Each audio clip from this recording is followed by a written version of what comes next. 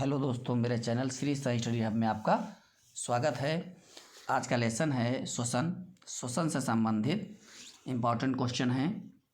पहला क्वेश्चन है, श्वसन क्रिया में वायु के कौन से घटक की मात्रा में कोई परिवर्तन नहीं होता है? कार्बन डाइऑक्साइड, ऑक्सीजन, जल वाष्प, नाइट्रोजन। तो जानते हैं नाइट्रोजन की मात्रा में कोई परिवर्तन नहीं होता है क्योंकि इसका अवशोषण नहीं होता है। नाइट्रोजन, ऑप्शन डी सही है। मानव शरीर में ऑक्सीजन का अभिगमन होता है। अभिगमन होता है मतलब रक्त फुफ्फुस के द्वारा, फुफ्फुस मतलब फेफड़ों के द्वारा, ऊतक के द्वारा। तो अभिगमन का सही अनुक्रम पूछ रहा है, मतलब सबसे पहले कहाँ से शुरुआत होती है। तो सबसे पहले जानते हैं फेफड़े ऑक्सीजन को अवशोषित करते हैं, फिर रक्त के माध्यम से अवशोषित होती है, फेफड़े अवशोषित करते हैं और ऊतकों में जाती है, अर्थात फेफड़ों में पहले आएगी, फिर रक्त में जाएगी, फिर ऊतक में जाएगी। तो दूसरा ऑप्शन सही है। पहला फिर तीसरा तो क्रम रहेगा 2 1 3, अर्थात ऑप्शन सही होगा। ए में 1 2 3 क्रम दिया है, सी में 2 1 3 क्रम, अर्थात ऑप्शन सी सही होगा। स्तनधारियों में श्वसन होता है। स्तनधारियों में श्वसन कैसे होता है? क्लोम द्वारा, त्वचा द्वारा, श्वसन नली द्वारा या फेफड़ों द्वारा? फेफड़ों द्वारा। तो ऑप्शन सही होगा डी, ऑप्शन डी सही होगा। क्वेश्चन नंबर 4 है, जब रक्त में ऑक्सीजन की सांद्रता में कमी आती है तो श्वसन की गति। निश्चित है, जब शरीर में ऑक्सीजन की सांद्रता घटेगी, ऑक्सीजन कम हो जाएगी तो श्वसन दर बढ़ जाएगी, क्योंकि सांस फूलने लगती है ना, जल्दी जल्दी सांस लेते हैं ऑक्सीजन की कमी को पूरा करने के लिए, अर्थात ऑप्शन बी सही होगा, बी। क्वेश्चन नंबर 5, श्वसन में ऊर्जा उत्पादित होती है एडीपी के रूप में, एटीपी के रूप में या एनएडीपी के रूप में या CO2 के रूप में? तो जानते हैं ऊर्जा एटीपी के रूप में। एटीपी के एडिनोसिन ट्राइफॉस्फेट में ऊर्जा संचित रहती है, ऊर्जा यूज करते हैं तो एडीपी बन जाता है, एडिनोसिन डाइफॉस्फेट। और फिर ऊर्जा का जब उत्पादन श्वसन में होता है तो फिर एडीपी से एटीपी, मतलब एक फास्फेट ऊर्जा का परिवर्तन होता रहता है। तो ऑप्शन सही होगा बी, एटीपी के रूप में ऊर्जा उत्पादित होती है। क्वेश्चन नंबर 6 कह रहा है, भैया मानव शरीर का कौन सा भाग शरीर ताप को नियंत्रित करता है? शरीर को तो हृदय, यकृत, फेफड़े या वृक्क? तो वैसे सामान्यतः तो मस्तिष्क में रहता है शरीर को नियंत्रित करने के लिए, लेकिन हमारे जो फेफड़े हैं मानव शरीर के ताप का ये भी नियंत्रण करते हैं फेफड़े। क्वेश्चन नंबर 7 है, कार्बन मोनोऑक्साइड विषाक्तता निम्नलिखित में से किसको मुख्य रूप से प्रभावित करती है? पाचन क्रिया को, किडनी की कार्यशीलता को, बी है लीवर की कार्यशीलता को, और डी है रक्त की ऑक्सीजन को वहन करने की क्षमता को। तो यही ऑक्सीजन की वहन करने की क्षमता को प्रभावित करती है। कार्बन मोनोऑक्साइड का अवशोषण बहुत जल्दी कर लेता है रक्त। कार्बोक्सी हीमोग्लोबिन इसके साथ बनता है, विषैला होता है, इसीलिए कार्बन मोनोऑक्साइड की मात्रा अधिक होने पर व्यक्ति की मृत्यु हो जाती है। इसीलिए बंद कमरे में कोयले को जला करके नहीं रखना चाहिए। ऑप्शन सही होगा डी। क्वेश्चन नंबर 8 है, निम्नलिखित में से कौन सा जैव रूपांतरण मानव शरीर को अधिकतम ऊर्जा प्रदान करता है? एडीपी से एएमपी या एटीपी से एडीपी, एडीपी से एटीपी, एएमपी से एटीपी? देख रहे हैं, एटीपी से एडीपी अभी ऊपर बताया जा चुका है, अभी ऊपर स्पष्ट किया जा चुका है कि कैसे एटीपी से जब एडीपी बनता है तो ऊर्जा हमें प्राप्त होती है, अर्थात ऑप्शन बी सही होगा। क्वेश्चन नंबर 9 है, कोशिकीय श्वसन में ग्लूकोज के एक अणु के ऑक्सीकरण जारण लिखा मतलब ऑक्सीकरण से 38 एटीपी अणु निम्न प्रकार से बनते हैं। कैसे बनते हैं? 2 एटीपी अणु ग्लाइकोलिसिस में और 36 क्रेब्स चक्र में। सही ऑप्शन है। 2 एटीपी अणु ग्लाइकोलिसिस में और 36 इलेक्ट्रॉन परिवहन तंत्र में नहीं। सारे एटीपी अणु माइटोकॉन्ड्रिया में नहीं। 2 एटीपी अणु माइटोकॉन्ड्रिया के बाहर था, 36 इनके भीतर।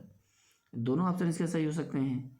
ये भी ऑप्शन सही है, 2 एटीपी अणु माइटोकॉन्ड्रिया के बाहर कोशिका द्रव्य में ग्लाइकोलिसिस के द्वारा, और 36 इसके अंदर क्रेब्स चक्र माइटोकॉन्ड्रिया में चलता है। तो इसका तो ऑप्शन दोनों सही है, क्योंकि 2 एटीपी अणु ग्लाइकोलिसिस में बनते हैं कोशिका द्रव्य में। ए और डी इसके दोनों सही ऑप्शन है। वैसे 2 अणु माइटोकॉन्ड्रिया के बाहर और 36 उसके भीतर। अगला क्वेश्चन नंबर 10 है, वह पदार्थ जो ग्लाइकोलिसिस को क्रेब चक्र से जोड़ता है। जानते हैं ग्लाइकोलिसिस में पायरुविक अम्ल बनता है और पायरुविक अम्ल जब क्रेब चक्र में प्रवेश करता है तो एसिटिल कोएंजाइम ए के द्वारा, अर्थात ऑप्शन सही होगा बी ऑप्शन सही है इसका। अगला क्वेश्चन है, ग्लाइकोलिसिस होता है कहाँ पर होता है ग्लाइकोलिसिस? केंद्रक में होता है, लाइसोसोम में होता है, माइटोकॉन्ड्रिया में होता है या कोशिका द्रव में होता है? ऊपर क्वेश्चन में भी स्पष्ट किया जा चुका है, माइटोकॉन्ड्रिया के बाहर कोशिका द्रव में होता है, तो इसका भी ऑप्शन डी सही होगा।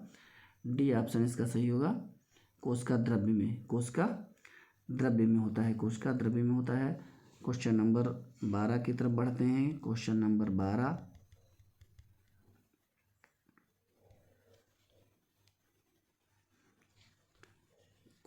12, है, मानव में श्वसन दर प्रति मिनट होती है लगभग 12 से 15 बार श्वसन क्रिया होती है, अर्थात ऑप्शन सी सही है। श्वसन कौन करता है? वायु कोष्ठों की कोशिकाएं करती हैं या सारी शरीर की कोशिकाएं करती हैं? रक्त के उद्घाटन करते हैं, आहार नाल की श्लेष्मिक कला की कोशिकाएं करती हैं? श्वसन क्रिया तो सभी कोशिकाओं में होता है, ऑप्शन बी सही होगा। पहाड़ियों में आरबीसी की संख्या अधिक होती है क्योंकि पहाड़ों पर ऊंचाई पर ऑक्सीजन की मात्रा कम रहती है ना।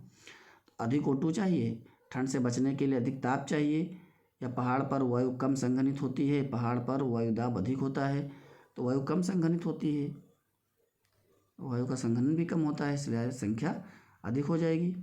ऊंचे पहाड़ों पर वायु दाब बढ़ जाता है, वायु का घनत्व बढ़ जाता है, वायु में O2 की प्रतिशत मात्रा घट जाती है, वायु में O2 की कुल मात्रा घट जाती है, तो कुल मात्रा तो कम हो ही जाएगी ऊपर जाने पर।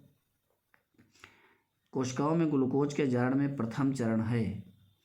कोशिकाओं में जो ग्लूकोज के जारण का प्रथम चरण कौन सा होता है? अभी ऊपर बताया जा चुका है, ग्लाइकोलिसिस होता है। ग्लाइकोलिसिस ग्लूकोज के एक अणु से पायरुविक अम्ल के 2 अणु बनते हैं, जो ग्लाइकोलिसिस क्रिया कहलाती है। अगला क्वेश्चन है, सिट्रिक अम्ल चक्र के ऑक्सीजन अम्ल से मिलने से पहले पायरुविक अम्ल किसमें बदलता है? यह सिट्रिक अम्ल से ऑक्जेलिक अम्ल से मिलने से पहले पायरुविक अम्ल किसमें बदलता है? किसमें बदलता भैया? Question number option number B से होगा, acetyl coenzyme A. Acetyl coenzyme A. अगला है, ग्लाइकोलिसिस में अंत में प्रोटीन ग्लूकोज में बदलती है, ग्लूकोज पायरुविक अम्ल बदलता है, ऑप्शन बी सही होगा। अभी बताएगा ग्लूकोज से पायरुविक अम्ल बनते हैं।